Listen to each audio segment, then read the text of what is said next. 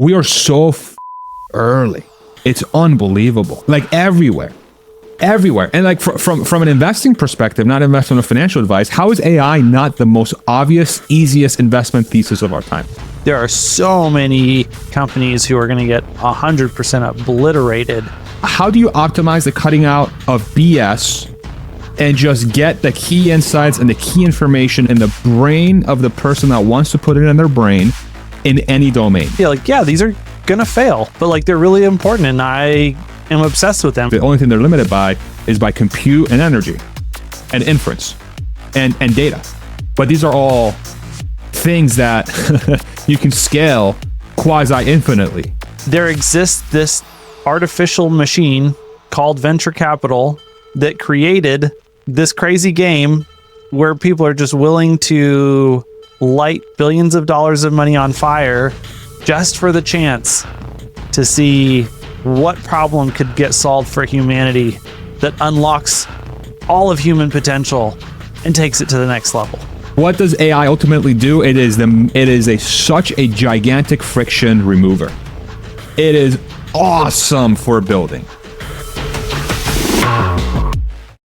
One of the things that I think is really important about Elon's ability to identify the actual problems that need to be focused on, something that I've actually heard said also about Steve Jobs. And there's a quote, I read the quote in the book Radical Candor. I don't remember who they were quoting, but it was basically someone that was saying, that fucking Steve Jobs guy always gets it right.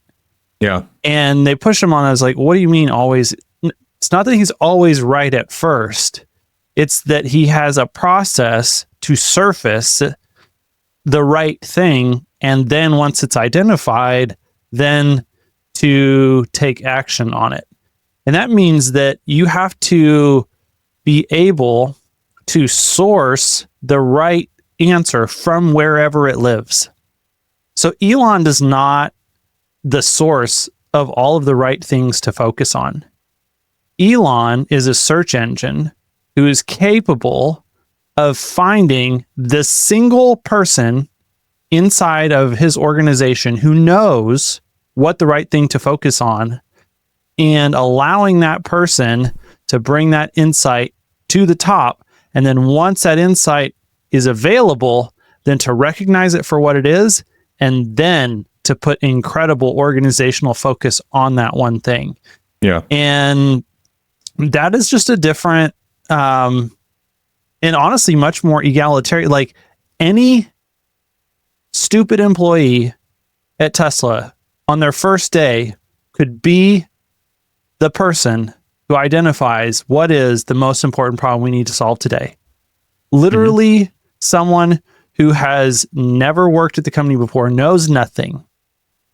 They could reshape the organizational goals of the entire company today.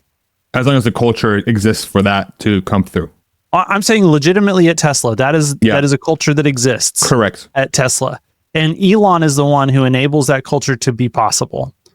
That dynamic of what he's able to use at Tesla and all his, like this is a dynamic that he cultivates in all his companies, is something that he uses to find these, like this is the search algorithm process for finding what is the highest leverage, what's the bottleneck, what's the powerful leverage point. And it's something that applies to lots of things, not just engineering. And honestly, this isn't even, you said earlier that he's applying these insights to politics and to other things.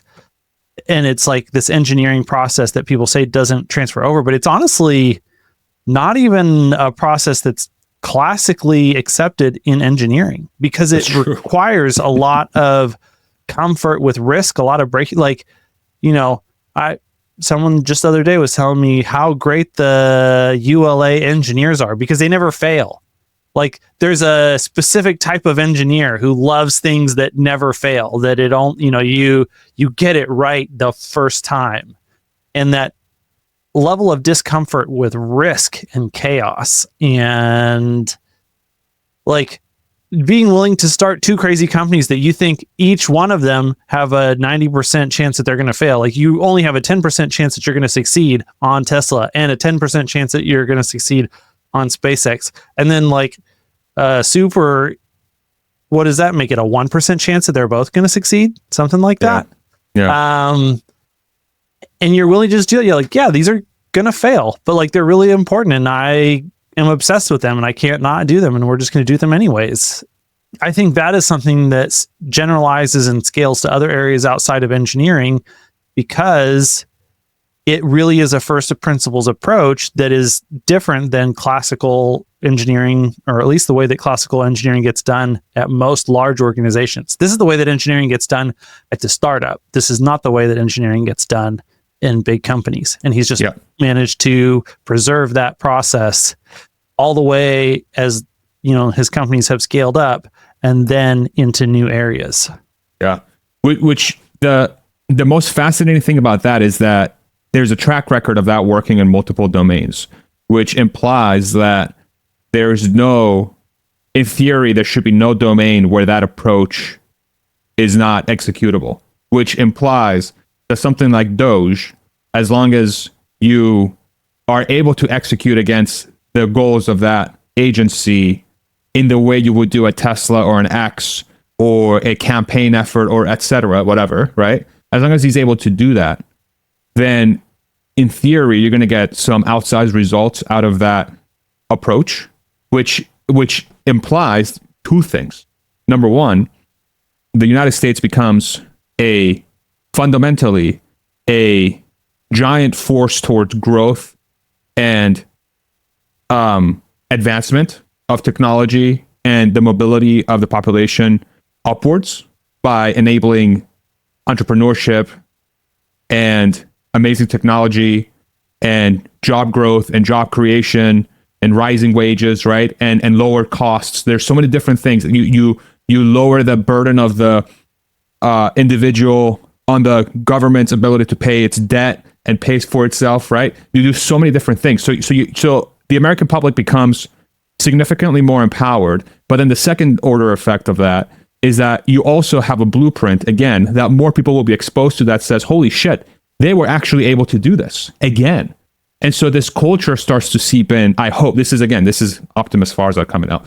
My hope is that there are more and more people view the whole story arc of Tesla, SpaceX, X, political thing, Doge, and they're like, holy shit, look at the incredible change we've been able to see in all these different areas, self-driving cars, humanoid robots. Like, it doesn't matter where it is. For some reason, this guy is in the center of all of it, and there's this approach he has, and he makes all of these things successful. And each one gets to a bigger pie. So like, how many individuals, how many entrepreneurs are going to view that and be like, okay, I'm going to do that too. I'm going to take 80%, 90% of the learnings. We try to do this with this channel. However shitty it looks on the front end, on the back end, we're trying all kinds of crazy shit. This right here is like us. I don't even know. Like, we're trying to adopt some of those thought processes of fail fast. Don't forget, don't worry about iteration, but more importantly, ask the right questions. Worry about first principles.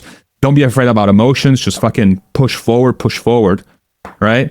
Like, we're trying to apply some of those core learnings, but the masses, in theory, are going to be exposed to that as well. On top of something like a Doge, opening up the door and creating a forcing function for people to want to take those risks. So it's like taking the risks with the Elon effect of business building or building in general, in theory, should have a multiplying effect on, again, growth and entrepreneurship in the coming decades than what we had in the past. So we're going to go from like completely subdued and overregulated within the confines of the United States, right? We're still doing a lot better than most countries in that respect, but who's to say that we didn't have this artificial roof on top of us, that said, instead of growing 3% per year GDP, maybe we should be growing 10% per year. Like, I get it, but guess what? Are you harnessing AI maximally? Are you empowering people maximally? Are people feel like they can take risks at the highest level possible? Do they feel like they can succeed at the highest level possible? Are they educated at the highest level possible? Do they have access to resources at the highest level possible? Like, no, of course they're not. Okay, so why are we just saying, oh, if the GDP growth is 4%, that's great? It's like, why? That's a stupid question. Like the question should be, what could be the largest GDP growth this country can have if all things were addressed that would power that GDP growth. And that is what has me so fucking excited about the next 4 to 10 years. It's like the formula is there. The variables are there.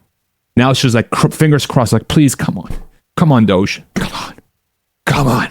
It's like we are one giant execution away from having that insane future that feels like too good to be true, but is it really? You know, layer on top of that, artificial intelligence. Layer on top of that, humanoid robots. Layer on top of that, self-driving cars. Fucking super cheap energy, you know? Oh, it's a new dawn. It's a new day. Yeah. I don't know. Yeah. It's hard not to get excited.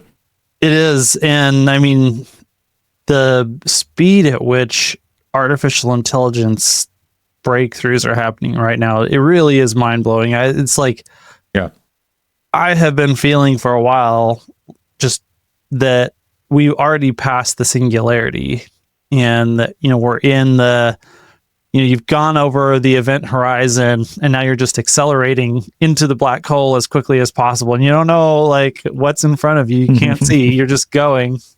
And that's what it feels like.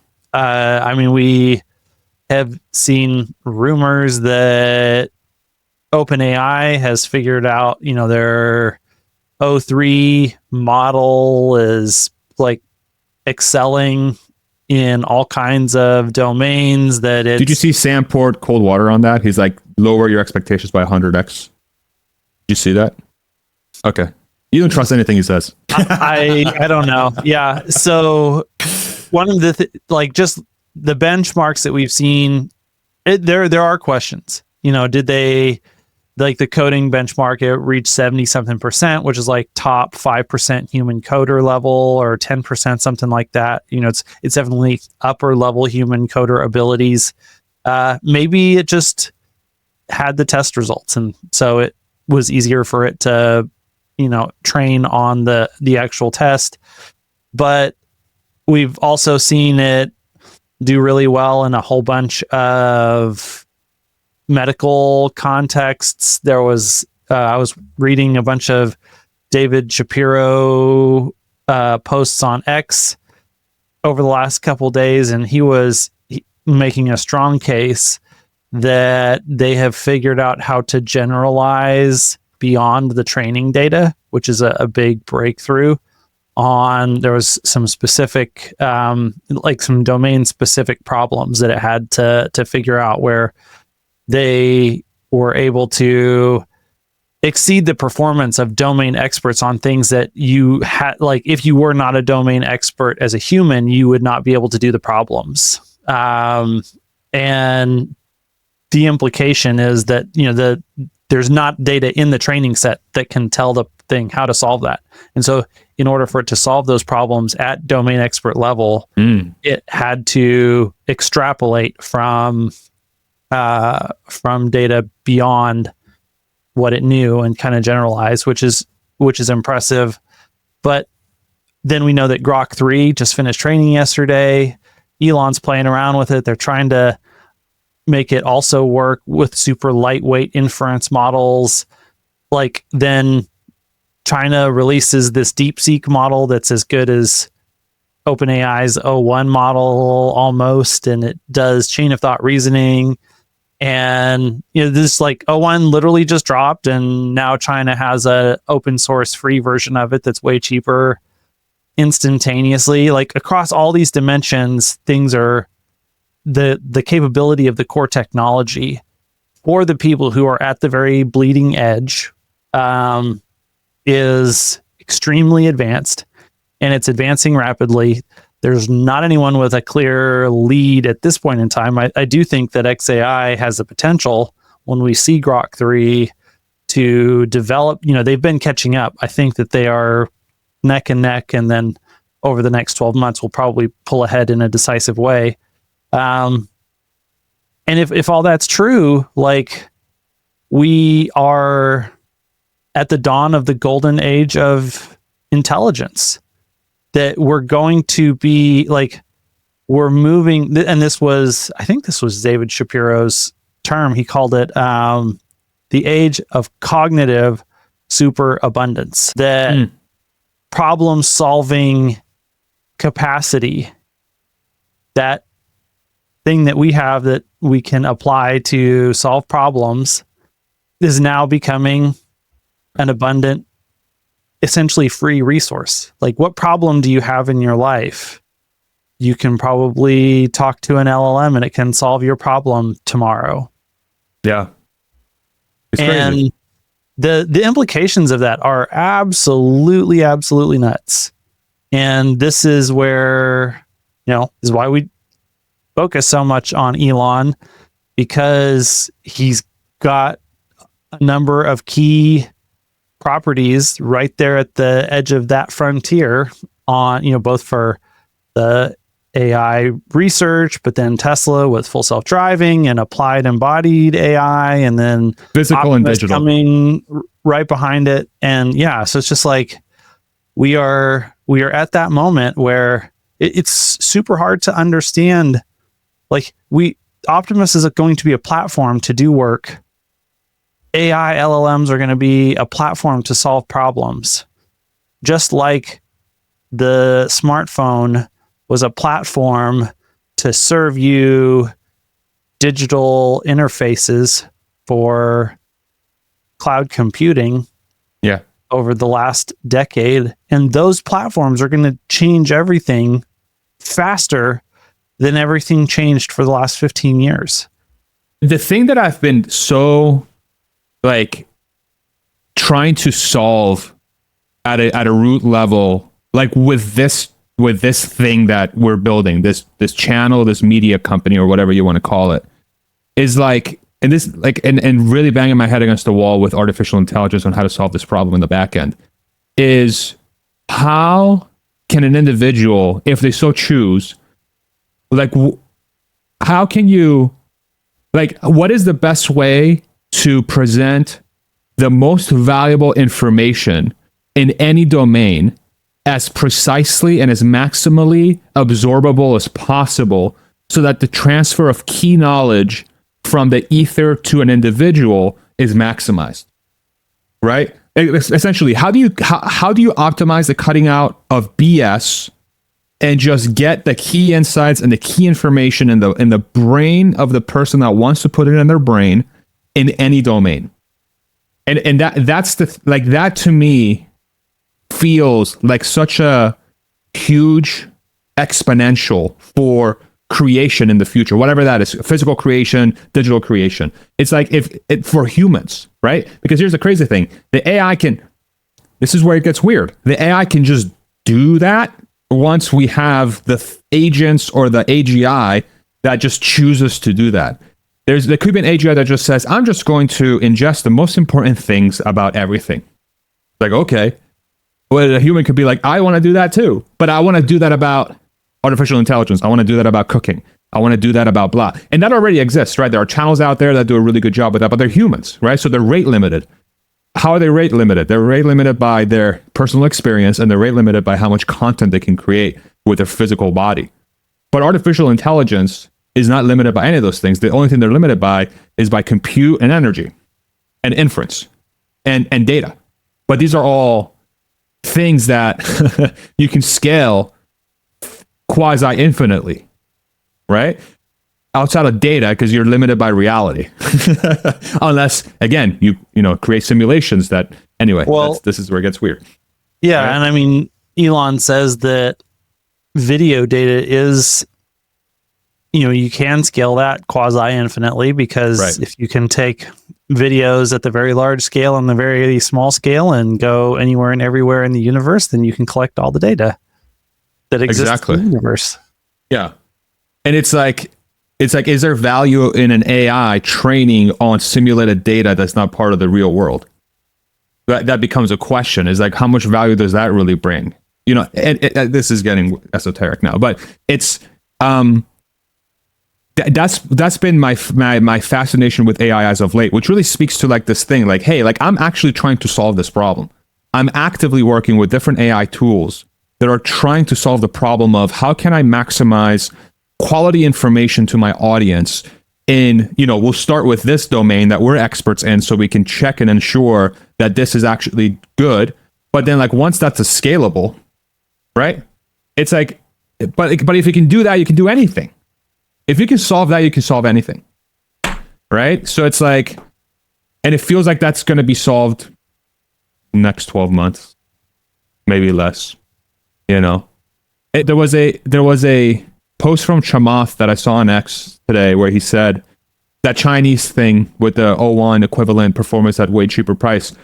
Let me pull up the exact post. What did he say? He said something about it's proof that being on the cutting edge of the model is a waste of money.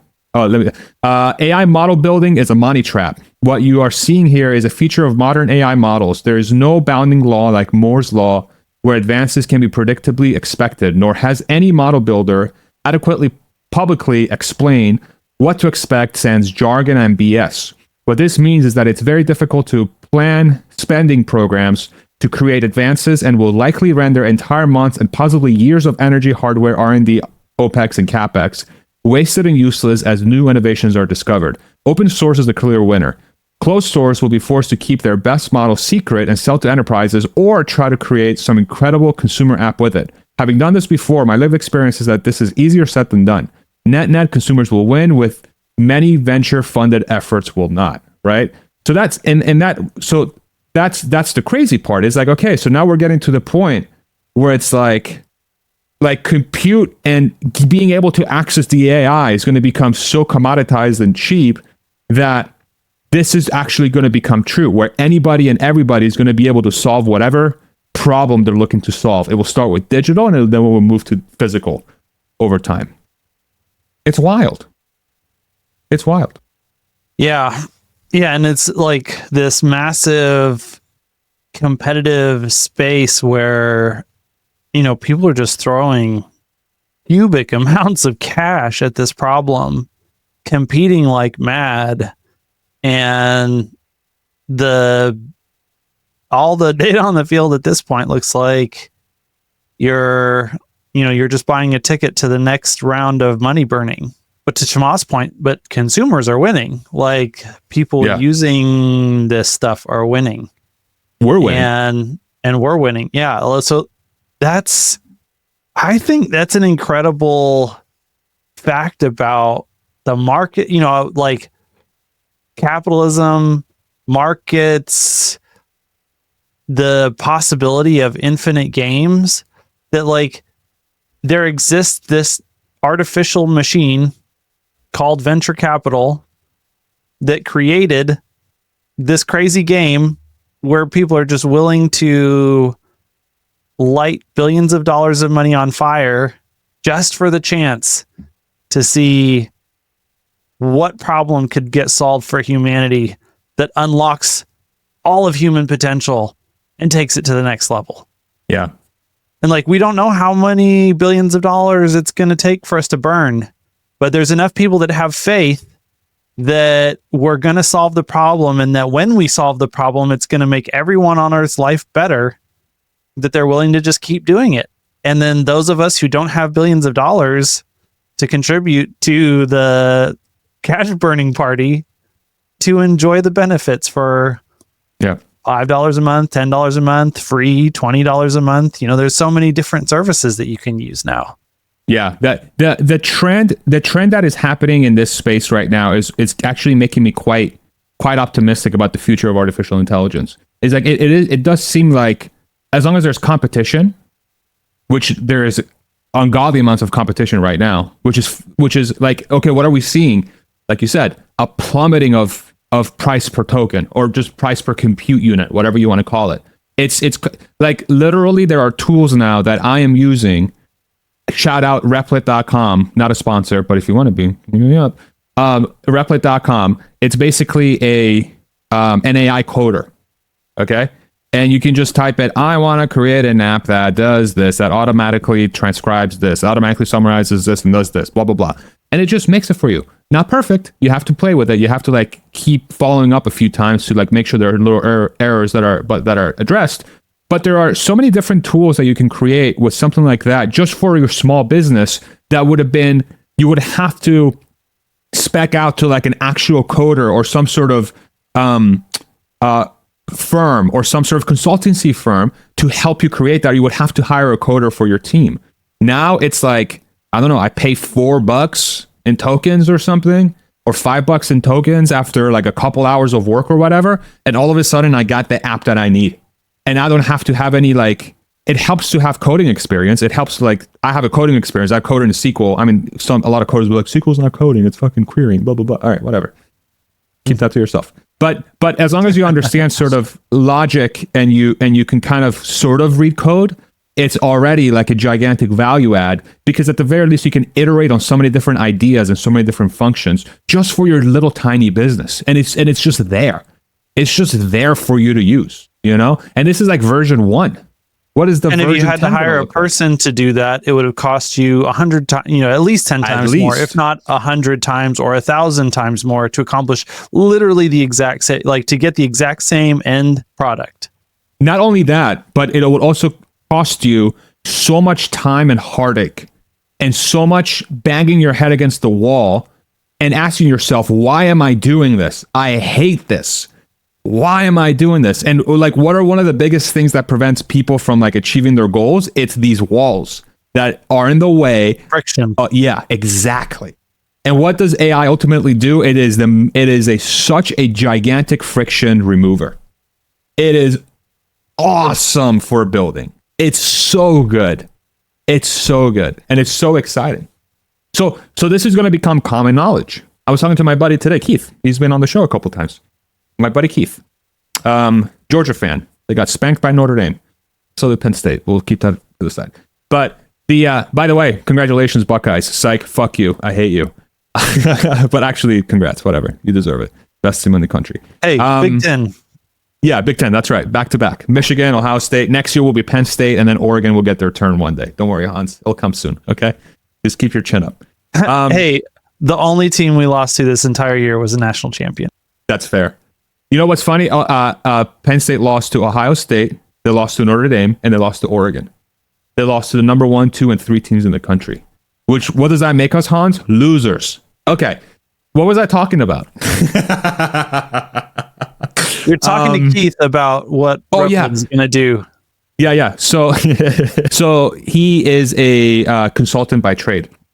And I was like talking to him about this concept of AI. And it's like, and so like he follows the space, but he's not like giant nerds like we are that are like, so knee deep in this that, it's like, it's almost laughable.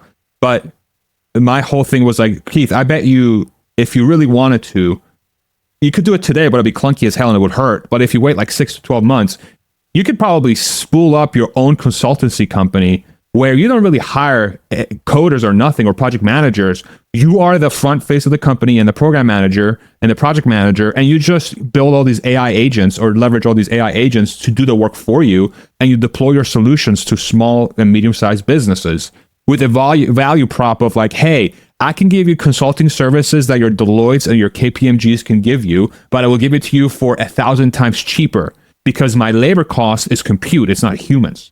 And by the way, these agents and things can build these things at a much faster rate and much more accurate rate and much more cost-effective rate than any of these companies could ever do. And I'm going to focus on the small and medium businesses, number one, because that's a huge TAM, but number two is because you're probably the ones that are most in need. And you're the ones that are going to give me the biggest opportunity long-term because you have the most TAM ahead of you, right? Sorry, Keith, I just gave away your idea. Yeah, his AI agents will be at least 100 times less douchey than the KPMG and the Deloitte consultant. A lot less entitled, that's for damn sure. But, it's like we're there. We're there. Somebody could spool. I bet you those companies already exist. We don't even know they exist. They just haven't, ChatGPT and Grok and Perplexity, not even Perplexity, but like Grok and ChatGPT to a certain extent. Like these are like the mass market AIs. But like number one, not like some people definitely use it. I'm starting to realize more and more people in my circles that aren't really techies are starting to use ChatGPT, but like they're not using Replit. They're not using FSD. They don't have a human or robot in their house. You know what I'm saying? They're not using these countless agents that are going to pop up in the coming years that are going to transform how they interface with the world, both digitally and physically. We are so fucking early. It's unbelievable. Like everywhere. And like from an investing perspective, not investment or financial advice, how is AI not the most obvious, easiest investment thesis of our time? Especially the ones that have a profitable model that, you know? I think this is one of those places where it is interesting and hard. Like on the one hand, you could say yes, like the .com bubble was 100% obvious. That's why so much money rushed in. Yeah. Now the people who were able to survive the valley of death. So I think it's knowing who are the investable companies, who are the survivable companies. And it's because there is so much creative destruction going on here. There are so many companies who are going to get 100% obliterated by, like, you can build a company today and one algorithmic breakthrough tomorrow makes your entire business just vaporized in an instant. So like those are the things that make it hard. It's like, you know that AI is going to win, but you don't know which one's going to win. This is why obviously we like to invest on the horse with the best track record of winning. We want to, you know, have the guy who wins and then wins some more, because he knows how to identify what's the right thing to be right about. I don't care about all those other things. I just want to know what's the one right thing that I have to be right about, and I'm going to be right about that. And, you know, if you invest in him, I think you have a much higher chance of surviving this coming wave of, you know, creative disruption and destruction that is going to wipe out so many different things. But yeah, it's like, as we make computers more intelligent and powerful, those computers going to do more and more work. Are they going to make humans more productive? Well, duh, of course they are. Yeah. So yes, that's the investment opportunity. That is where, you know, the market wants to provide the most funding and capital to the thing that's going to provide the most returns, which is going to be the thing that grows productivity the most. Yeah. It's like, if I just looked at the NASDAQ from back in the day, the .com bubble. I can never say it correctly, even when I try to say it correctly. Anyway, 1600 was pre-pop, and then 4700, 4800 was at the peak. So it was like a 3x on the NASDAQ. And that was within the span of a year and a half. So think about that. The NASDAQ tripled in a year and a half. Just crazy. It's like, okay, so if I see something similar happen with the AI bubble. So if NASDAQ goes to 45, because pre-COVID it was 15, it goes to 45. Okay. We probably priced it in too quick, unless, not investment or financial advice, unless the realization of AI's value actually keeps pace or outpaces the value generated that the market thinks is going to generate by that time. And that's what the AI discussion is so fascinating, is because AI is a self-fulfilling flywheel. Like, AI will be the thing that generates more value for AI. You know, it's like you can leverage that tool that's creating value to make it make more value. You know, with the internet, you still had the human in the loop. The human had to figure out how to create the value. The human had to create the website. The human had to create the service. They had to create the app. But with AI, you can make the AI and make it better. You can leverage, like, there's a multiplier function on top of it. And that's where it gets weird. It gets so weird, because, again, the reason why we're going to the bottom is because of competition. But at some point, in theory, someone's going to get to a point where they have this recursive flywheel that is self-improving, that person or team hits that first, and then what happens after that point? Theoretically, there's going to be a separation between player one and, you know, player 2 to 1,000, because they got there first. So by default, unless everyone else, and then maybe that's the game. It's like, well, I can get better faster than you can. You know, it's like, well, I can get better faster than you can. And it becomes like, okay, who's going to win the exponential battle of exponentials? You know? The person who has the most speed. And that's, this is why I think Jensen has continued to surprise the upside for so many people, is because he identified that trend really early. And has just been hammering away on that one thing. And, he's just making better chips faster. It's like every year he comes out with something that just makes everything else that came before it essentially obsolete. Yeah. The overall growth in computing power in his AI accelerators makes Moore's law look silly. Yeah. And that's that was his insight. And then he's like, okay, once we start developing this intelligence, let's do two things. Let's pour back into trying to make the next generation of the thing we do better. So we're going to go for internal productivity gains using the technology that we've developed. And then the other thing we're going to do is we're going to try and seed the world with, let 1,000 flowers bloom. We're just going to make this as easy as we possibly can for as many different people to use it in as many different ways as we can possibly think of to help them use it. And then we don't know which one, we don't know how to pick what industry is going to be the right next industry that just goes bananas because of AI. So we're just going to try and make all of them work better with AI. Bunch of them, it's probably not going to work out that great, but then there's going to be a few big ones that are going to be so big. It's like venture capital for AI powered solutions for business problems. Yeah. It's like, we're just going to make, that's why CUDA is so great, is because it has been refined for specific use in as many different applications as people at NVIDIA have been able to think of. And anytime they think of a new one, well, then they add that to the list of things that CUDA can do.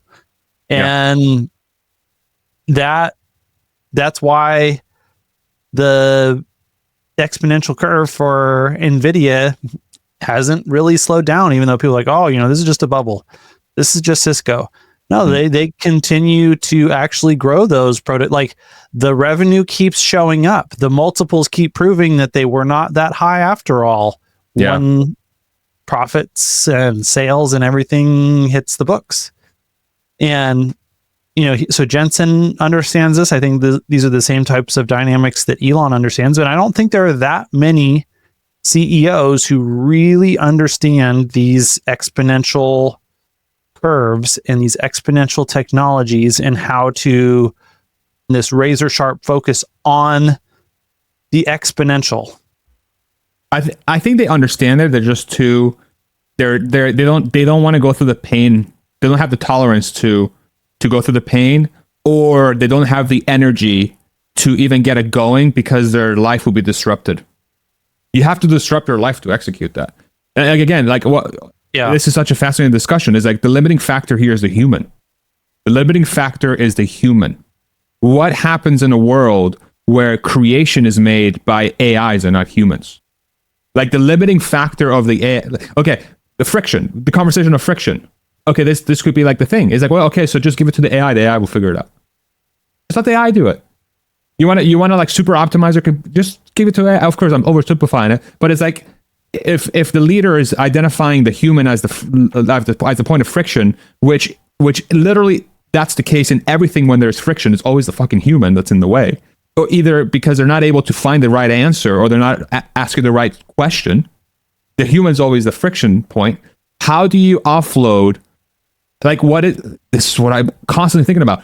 How can you delegate that limit to the AI? Because the AI by default, it doesn't have that as the limiter. It's not a human. It's a machine. Like, okay, so machine, I'm going to ask you to optimize for the creation of things where the human will be the limiting factor, or the solution of things, or the questioning of things.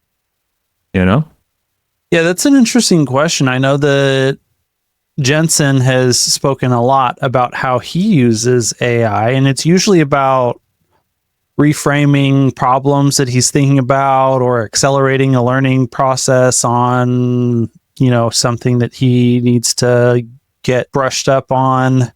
I don't know how much he is using it for delegating tasks to it that he would normally have to do, but you can think about the fact that his entire job is delegation. So if he needs to delegate something, he's got any number of the smartest people in the world, on speed dial to delegate to. So it's I don't know what all things he can't delegate other than expanding his knowledge of the key, whatever the next thing is, the key next problem to solve. And so I think accelerating that learning process really, really is a powerful leverage point for someone like that. 100%. But here's my head goes to, okay, so by default, the smaller company is going to have an advantage because Jensen has to go through that process. Jensen has to figure out it's not as obvious how you can leverage AI in a large organization than it is in a small one. Because in a small one, you only have, if I were to think of you, me, Hans, you're Hans squared. You, me, David, and Larry. Let's say that's the 4, right? Okay, who's going to have an easier time finding opportunities for AI to scale their business? Are we, or is NVIDIA? I bet you we can get to 100x, a trillion times faster than NVIDIA can leveraging AI, because the path of resistance to find where AI is useful is a lot shorter and easier to navigate than a 10,000 person company or however long. As fast as Tesla or SpaceX are, we can 100x a million times faster than they can. I mean, because we're starting from a much lower, smaller base. But again, there's much less variables. And this is where I think there's a giant advantage in small businesses moving forward. If I'm thinking about scaling this operation, it's I can't envision myself having more than 20 people that I work with long term. Even 20 sounds too big. I might just cap it at 8.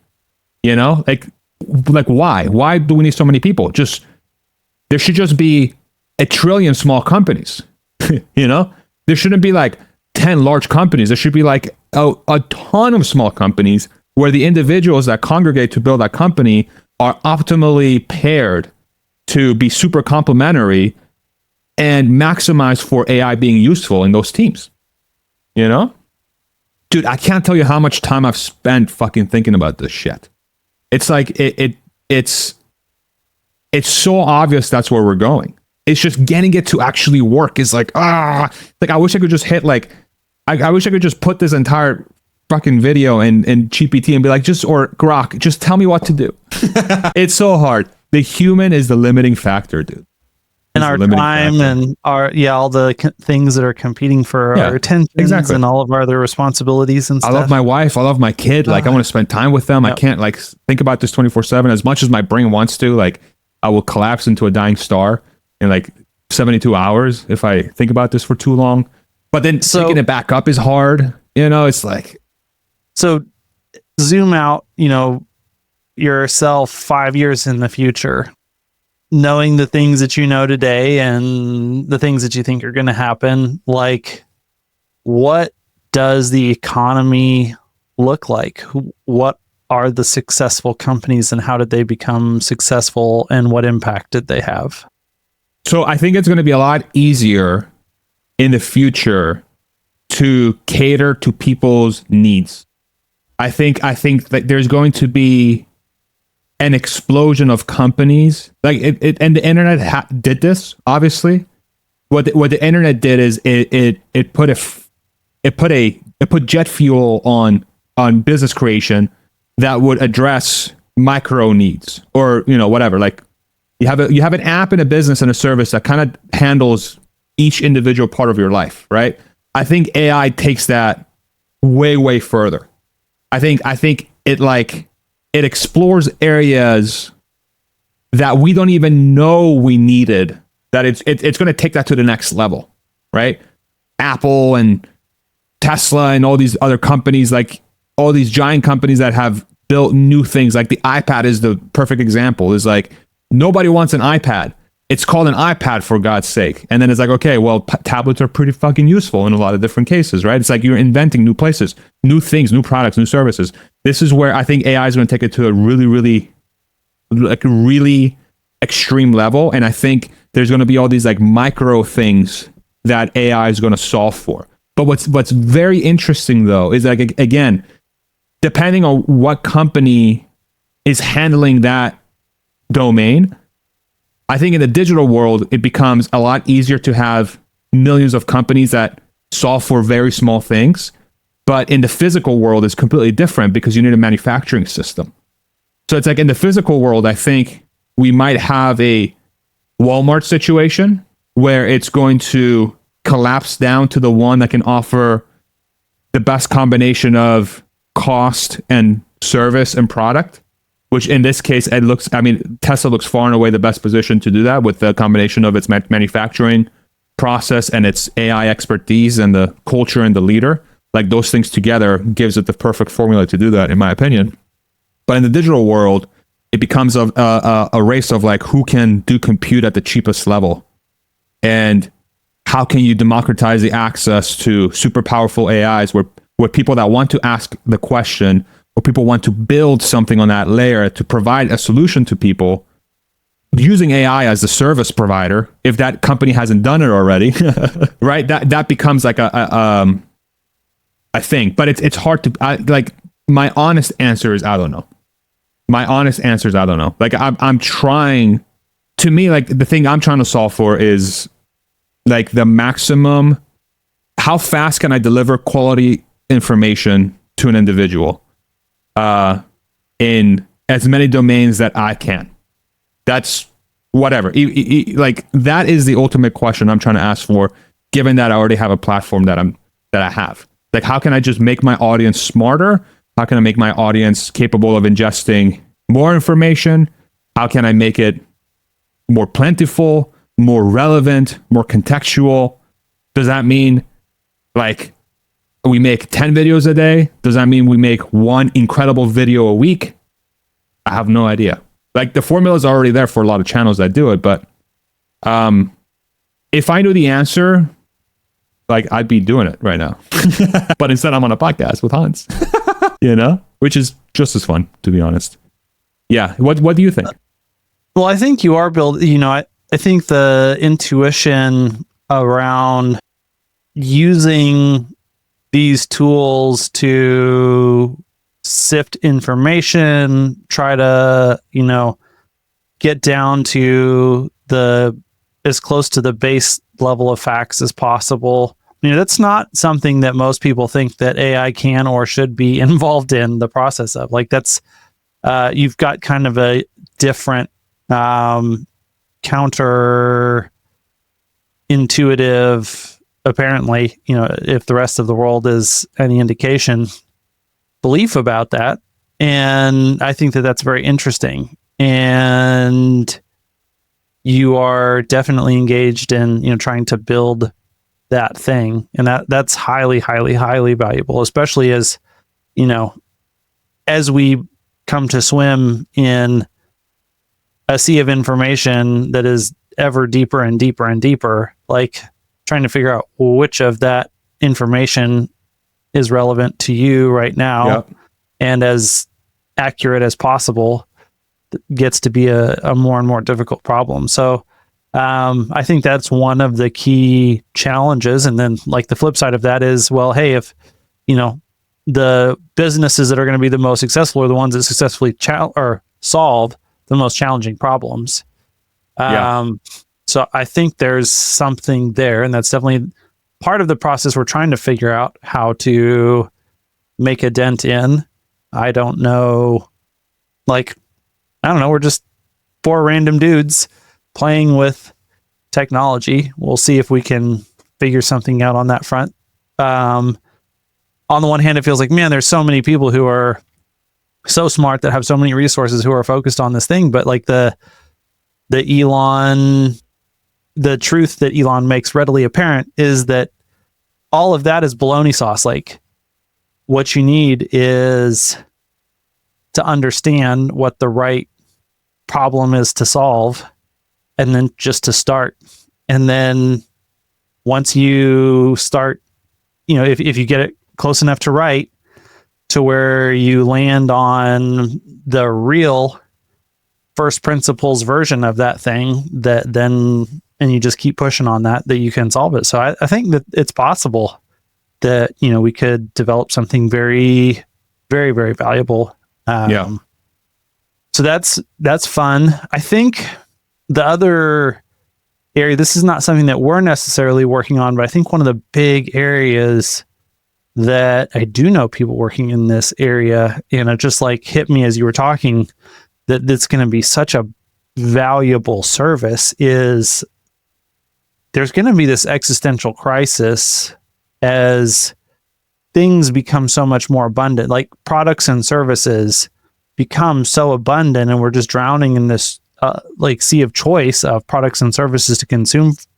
What is it that I'm supposed to do? Like, what is my contribution to this? How do I find? And so I think that one of the big cottage industries that will flourish in this new era is going to be one that just takes people on that journey of self-discovery to define what is it that makes them really come alive and feel that energy and that life force and that vitality when they just go and it's like, what is the problem that they were specifically suited to solve with the maximum amount of energy and intensity?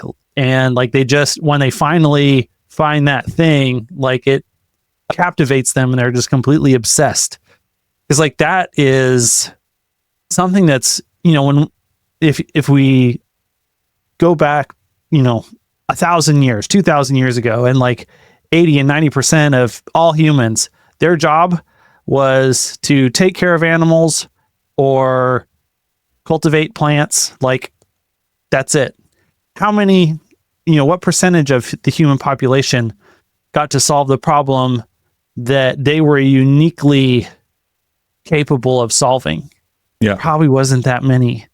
And today, the greatest percentage of humanity gets to do that's ever existed in all of history, but it's still a tiny fraction of what that's going to be 100 years from now if things go well. And so I don't think that this process of discovery of what that unique value proposition is, I don't think that process is very well defined and refined yet. I think this is, you've tried to go on this journey. I've tried to go on this journey. A lot of people, it's like once you finally solve your financial needs to a level where then you can ask this existential question. It's like, okay, I don't have to do anything. Why am I here? What is it that I'm supposed to do? That's a luxury question to get to ask. And we're moving into a period where more and more people will experience the luxury to ask that question. But because it's been such a niche question and a niche problem, I don't think that there's a widely disseminated and well-developed way to do that. And so I think there's going to be an opportunity for people to really move into that space. And that is going to be so, it's scary, but it's also going to be so cool when more people get to wrestle with that question, because that is a terrifying question. It is. Yeah. And it's coming. It's 100%. I think that is such a brilliant thing you just went on. I think the weird thing about the AI age is that it's going to give a giant rise in spirituality and religion and purpose finding, like a 10xing, because as people try to find purpose, they're going to look for places that give them purpose. The reason why these concepts have been around for so long is because back in the, here's a theory Like people have asked why is religion down in so many Western countries? It's because people haven't had the chance to question why they're here, because they're busy making money and they're busy trying to win in capitalism, and they're busy trying to make a life that is worth living by generating an income and going out there and making stuff happen and acquiring the things to hit that thing that they're looking for. It's like achievement, goal seeking, whatever it is, right? But once that's done, like once that is not really a thing you have to do anymore, because anything and everything you ever wanted, you can just have or reach or hit by leveraging technology, in this case, artificial intelligence in both the physical and digital world, then that hole is going to come back. That weird hole that humans have, which is meaning, that will come back 1,000%. And it already has. And I can speak from experience, just my own journey of like trying to figure out what am I supposed to be doing, which is something that I still battle with. And, I've been in this journey for like how many years? When did I stop working? 2021. So it's 2025. I'm still not sure if this is like, I'm fumbling through. I'm like, I got something figured out. Oh shit. Now this thing is, oh my God, I got that. Okay. Now what about this? Then I have a child with my awesome wife, beautiful, gorgeous, best woman in the world. I'm like, oh my God, what the fuck? Everything changed. Holy shit. This is what it means to be okay. So it's like, there's so much. There's so much to figure out about reality when you're not actively worrying about paying your bills and buying a house and paying for food and you're 100% right. What a luxury life that we live, right? And how many billions of people either don't have, and this is what's interesting about the conversation about like, why is religion and spirituality much, much more popular in quote unquote poorer regions than they are in richer regions, is because richer regions have more access to things to distract them from the core questions of humanity. Yeah. Yep.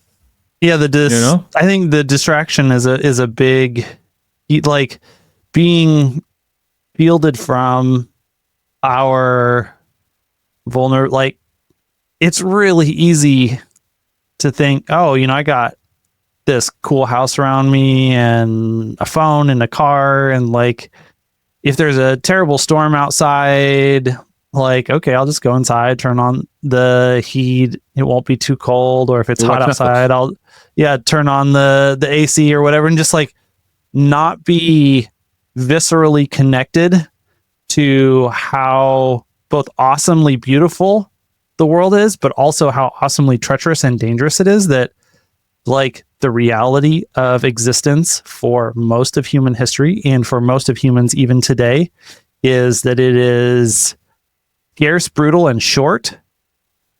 And like, so when you are viscerally connected to the severity of survival on this planet, then like that understanding, having something that helps you connect to deeper meaning and purpose in your life, and having that overarching story that you make sense of your life within, that's like a necessity. That's not a luxury. Yeah. For those of us in the Western world, the developed world, where we do have access to so many material luxuries, then that removes that piece of like necessity from knowing what is the biggest story that my life is nested inside of. There's like layers of story. Am I a person? Am I a husband in a relationship? Am I a member of a community? Is my community part of a nation? Is my nation part of a larger global world? Okay. And then is there something that's bigger and even above and beyond that? Do I exist as someone who is a contributor to this project of human knowledge through science? Do I exist as someone who is in search of deeper meaning through philosophy or religion? Like, all of these things they're big stories. They're, meta stories that if you believe in that whole story and that system of stories, then that tells you who you are and what is it that you're supposed to do. Like if you understand the story that you're inside of, then your character arc becomes clear. Yeah. And so that, we do have the luxury of playing with these big meta story questions a lot more. We don't have to, lock into one early on and just go with that one and really fingers crossed it's going to work out. yeah. Hopefully that one's the best one. It just creates a lot more room for that exploration.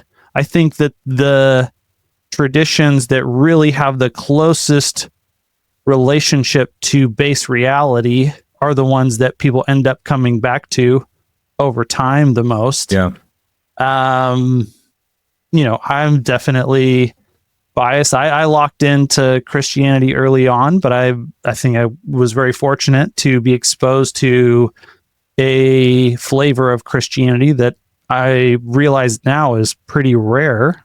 That there are not that many people who would call themselves Christians who really are in search of following the example of Jesus instead of just building a religious system that makes people feel better without actually leading them to sacrifice. I think that's where I landed, but really just by blessing of being exposed to having a great mom and dad who, even though there was a lot of stuff about their life that was messed up, knew that when the chips are down, we're willing to pay whatever price is necessary to be fully committed to what is true and serving people to advance the cause of that truth. I do think that principle generalizes across a lot of other things. And I think there are really important insights that are contained in lots of the durable religious traditions and philosophies, whether it's, the Buddhist tradition or Stoicism. I think a lot of those things are very powerful distillations of human wisdom over many, many thousands of years, especially distillations of wisdom that was hard won through the most brutal experience. We like to think of people who lived a long time ago as dumb because we're dumb. One of the, best ways, if you've experienced this in your own life and have any wisdom, that you've realized that you acquire wisdom is through the most painful experiences. And if you understand how people a long time ago lived, you realize that they experienced a lot more painful circumstances than we experience today by and large. And so their insights about the meaning of life usually were harder fought and harder won than anything that's been developed more recently and are more durable. This is the concept of Lindy that Mr. Nassim Taleb likes to talk about. So I think that's why those insights really do continue to ring true because, for the most part, humans are today the same as we have been for thousands of years now. I still think that the example of Jesus, if you read Matthew, Mark, Luke, and John, especially if you understand enough of the history to hear those books the way the original audience would have heard them, that there's no other character in all of, religion, philosophy, or fiction that lives the way that he lives and sets the example that he sets and calls people to a higher standard than he calls them, which is why I've stuck with Christianity for all of my adult life, even through times when I wanted to walk away and decided that I didn't want to be a Christian, but I couldn't stop believing because There were some fundamental truths that were just undeniable. So anyways, that's for me. And I think it's great to invite people when they are ready to wrestle with some of those fundamental questions of what is meaning, that a lot of people have found the deepest answers to those deepest questions in the faith tradition of Christianity. And so it's definitely something that I think people should look at. I think that it's true, and I think that it offers the maximum amount of meaning to life. But I'll also say that there's other ways to, like, just feeling useful is a huge way that people can pursue meaning. And that is a completely separate axis from philosophy or religion or spirituality, that people can also pursue meaning. And I think this is something that especially drives entrepreneurs. I think more people, it's much broader than just entrepreneurs, that whether it's, serving people in your local homeless shelter or working with people who have special needs, like there's so many things that you can do to serve a particular type of person that you specifically just can't, like, that you feel alive when you are with them. And that is also something that I think is universally human and is a far too neglected source of pursuit of meaning, that some people just intuitively understand that exist to help other people, and then they kind of gravitate towards who are those specific people that they exist to help. And that's one of the things that I'm looking forward to, that growing, because like that is the underlying mechanism by which society as a whole, like the number of people that are doing that in society, that percentage is, I think, one of the most fundamental driving forces that pushes, the higher that percentage is, the faster that society as a whole is improving, and life for all humans is getting better. Yeah.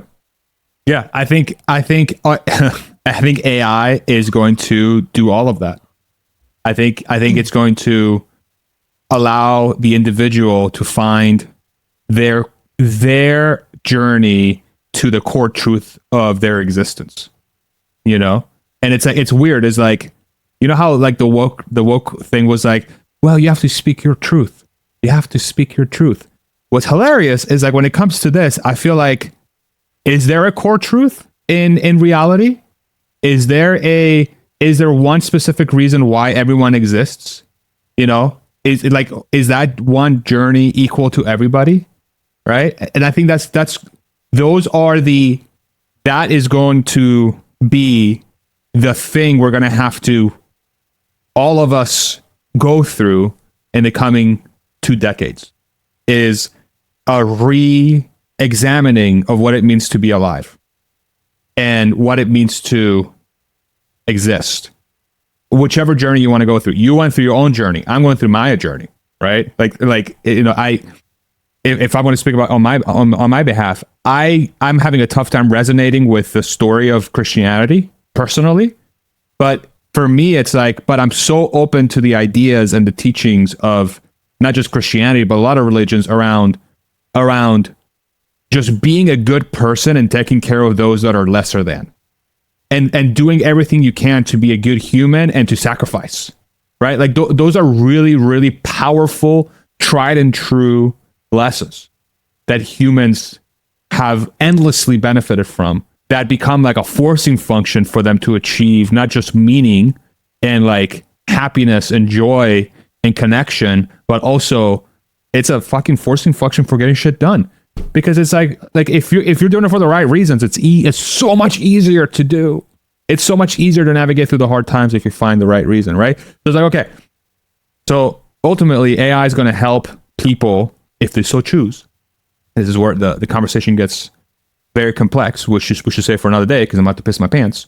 I gotta go. Is how will AI enable this? Is it going to be a time suck for people away from that? Or is it going to be an enabler for people to go on that journey? And that is the question of the next 2 decades. How will AI influence that? Is it Wall-E or is it a renaissance in... Do you want the short version? For 80% of people, it is the time suck. It's the Wall-E future. For 20% of people, it is the superhero cape that empowers them to reach untold heights. And the journey of humanity is how those two groups of people, the tension between them grows and morphs as they go in their different directions. Someone in 2045, if you're watching this, please clip this and put it on your social media thing of your choice and see if Hans is right or wrong. See you in 20 years. Bye.